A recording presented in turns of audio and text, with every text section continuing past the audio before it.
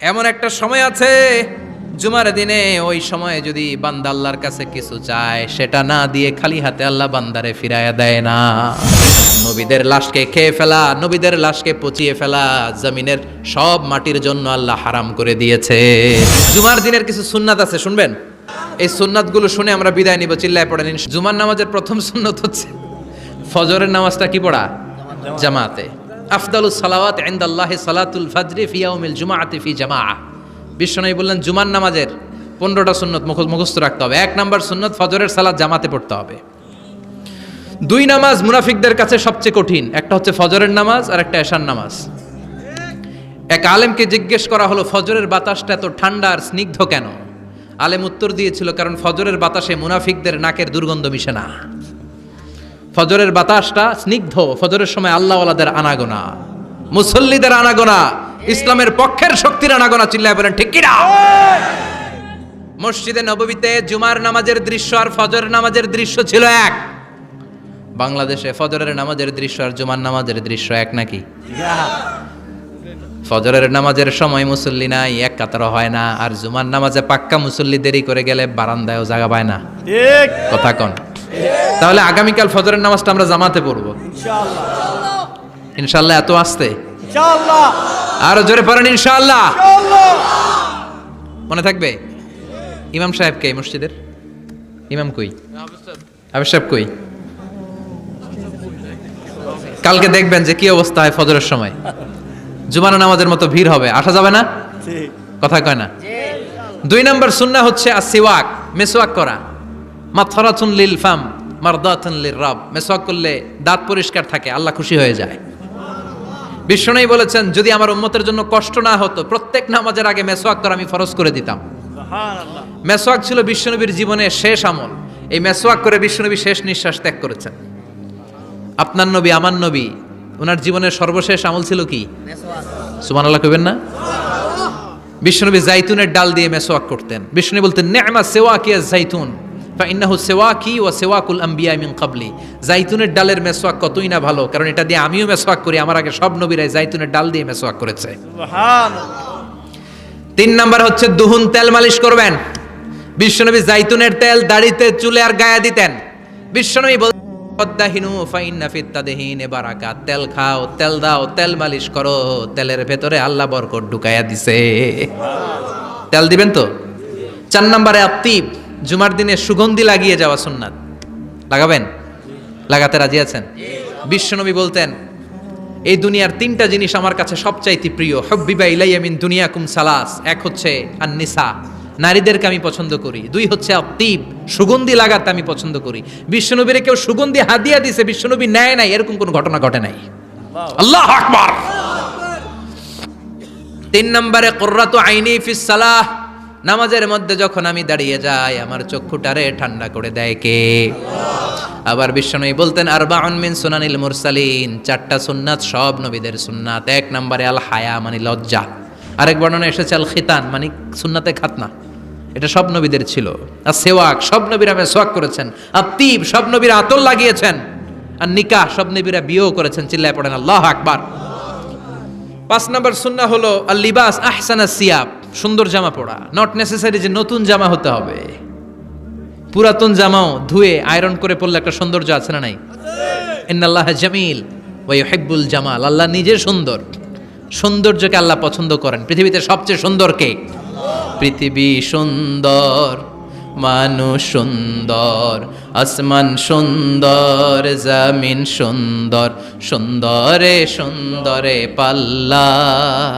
জানি না কত সুন্দর তুমি আল্লাহ, জানি না কত সুন্দর তুমি আল্লাহ। সুবহানাল্লাহ পড়েন। ইন্নাল্লাহা ইউহিব্বু আইয়ারা আসারা নি'মাতিহি আলা আবদিহি।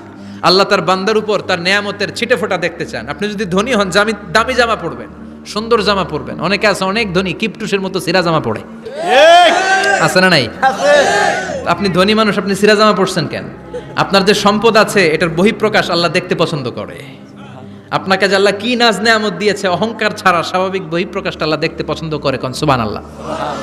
এরপরে 6 নাম্বার হলো ইকসারুস সালাহ আলান নবী, বিশ্বনবীর উপর বেশি বেশি দুরূদ পড়া।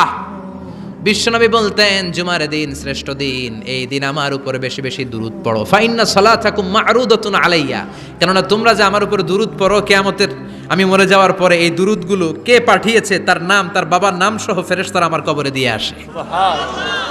সাহাবারা বললেন ইয়া রাসূলুল্লাহ কাইফা সালাতুনা মা'রুদাতুন আলাইক, আপনি মরে যাওয়ার পরে আমাদের দুরূদ কেমন করে আপনি দেখবেন? ওয়াকাদ আরিমতা, আপনি তো পচে গলে মাটির সাথে মিশে যাবেন। বিশ্বনবী বলেন ইন্নাল্লাহা হাররামা আলাল আরদি আন তাকুলা আজসাদাল আম্বিয়া, নবীদের লাশকে খেয়ে ফেলা, নবীদের লাশকে পচিয়ে ফেলা জমিনের সব মাটির জন্য আল্লাহ হারাম করে দিয়েছে। নবীদের লাশ পচে না, নবীদের লাশ গলে না। যারাই বিশ্বনবীর উপর দুরূদ পড়বেন, আপনার নাম সহ, আপনার বাবার নাম সহ, মালাইকাতু সাইয়াহিন, একদল ফেরেশতা আছে শুধু রাউন্ড দেয় গোটা ওয়ার্ল্ডে। কারা বিশ্বনবীর উপর দুরূদ পড়েছে, এই দুরূদ নিয়ে, এই নাম নিয়ে বিশ্বনবীর কবরে তারা পৌঁছে দেয়। চিল্লায় পড়েন আল্লাহু আকবার। এরপরে বিশ্বনবী বলতেন জুমার দিনে সূরাতুল কাহাফ পড়বা, কাহাফ পড়া সুন্নাহ। সূরাতুল কাহাফ পড়তে রাজি আছেন? আগামীকাল রাজি আছেন তো? 18 নম্বর সূরা, কোরআনের একেবারে মাঝখানের সূরা। আলহামদুলিল্লাহিল্লাযী আনজালা আলা আবদিহিল কিতাবা ওয়া লাম ইয়াজআল লাহু ইওয়াজা, এই আয়াত দিয়ে শুরু হয়েছে, শেষ করা হয়েছে ফামান কানা ইয়ারজু লিকা রাব্বিহি ফালইআমাল আমালান সালিহা ওয়া লা ইউশরিক বিইবাদাতি রাব্বিহি। আর মাঝখানে আছে ওয়ালিয়াতালাত্তাফ। হাফেজ সাহেবরা উত্তর দাও, মাঝখানে আছে কি? কথা কন। ওয়ালিয়াতালাত্তাফ একটা শব্দ আছে সূরা কাহাফের মাঝখানে। কোরআনের সব জায়গায় এক ফন্টে আয়াতগুলো লেখা, কিন্তু ওয়ালিয়াতালাত্তাফ মোটা করে লেখা আছে না? ডবল ফন্টে লেখা, মোটা, কারণ এটা কোরআনের একেবারে মাঝখানে অবস্থিত এই শব্দটা ওয়ালিয়াতালাত্তাফ। এর আগে যত শব্দ, এর পরে তত শব্দ, এর আগে যত কোরআনের অক্ষর, এর পরে তত অক্ষর। সুবহানাল্লাহ বাড়িতে গিয়া সুবহানাল্লাহ। বিষ্ণু বললেন সূরাতুল কাহাফ যে তেলাওয়াত করবে ইয়াকুনু লাহু নূর, এই সূরাতুল কাহাফ কিয়ামতের দিন তার সামনে বিশাল একটা আলো হয়ে আসবে। এই আলো দিয়ে পুলসিরাত পার হয়ে ওই বান্দা জান্নাতের ভেতরে ঢুকে যাবে। আবার বিষ্ণু বলেন যারা সূরাতুল কাহাফের প্রথম 10 আয়াত তেলাওয়াত করবে জুমার দিন, শেষের 10 আয়াত যারা জুমার দিন তেলাওয়াত করবে, দাজ্জালের ফিতনা থেকে তাদেরকে মুক্ত রাখবে কে? আল্লাহ। সুবহানাল্লাহ পড়বেন না? সুবহানাল্লাহ। কালকে সূরাতুল কাহাফ দিয়ে সকাল শুরু করতে রাজি আছেন? সবাই রাজি? এরপর আত-তাবকির ইলাল মসজিদ, মসজিদে আগে আগে যাওয়া সুন্নত। আগে যিনি যাবে উনি কি পাবে? তারপরে গরু, তারপরে বকরি, তারপরে মুরগি, মুরগির পরে ডিম না আন্ডা? আন্ডা। আল মাশিউ আলাল ইকদাম, বিশ্বনবী বললেন হেঁটে হেঁটে জুমার নামাজে যাওয়া সুন্নাহ। রিকশা, হুন্ডা, সাইকেল, সিএনজি দিয়ে গেলেও হবে, কিন্তু হেঁটে হেঁটে গেলে সওয়াব বেশি না কম? প্রতি কদমে কদমে আমলনামায় সওয়াব দিয়ে দিবে কে? এরপরে বিশ্বনবী বললেন আদামু তাখাত্তি রিকাবান নাস, মানুষের ঘাড় ডিঙ্গিয়ে সামনে না যাওয়া সুন্নাহ। অনেকে জুমার দিন আসে সবার শেষে বসতে চায় সামনে, এরকম ডাকাইতে আছে না নাই? আছে। রাজা মেহারে নাই? আছে।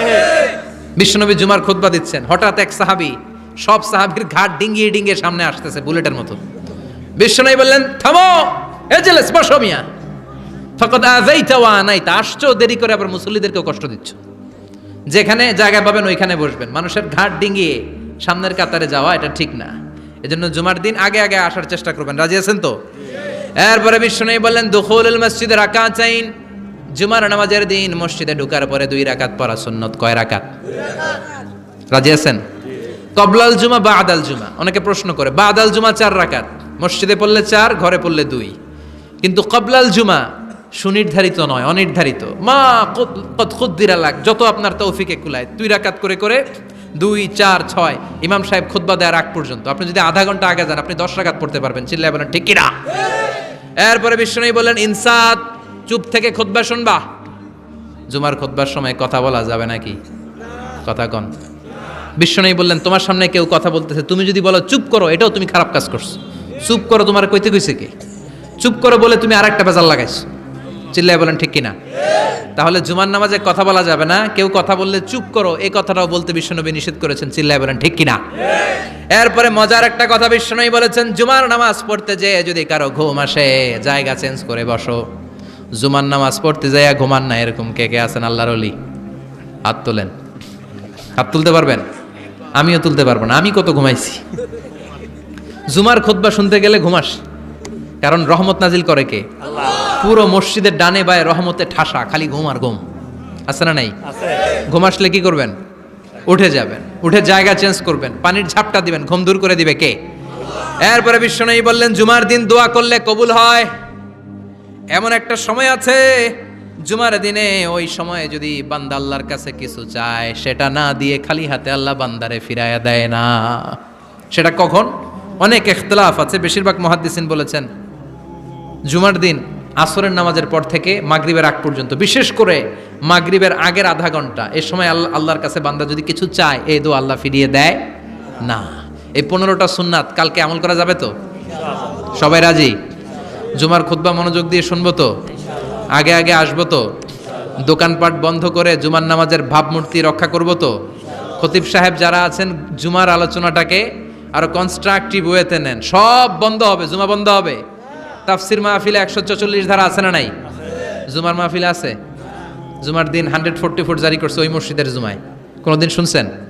এজন্য জুমাটাকে আমাদেরকে কাজে লাগাতে হবে। আল্লাহ তুমি তৌফিক দাও। আর জোরে পড়েন আমিন।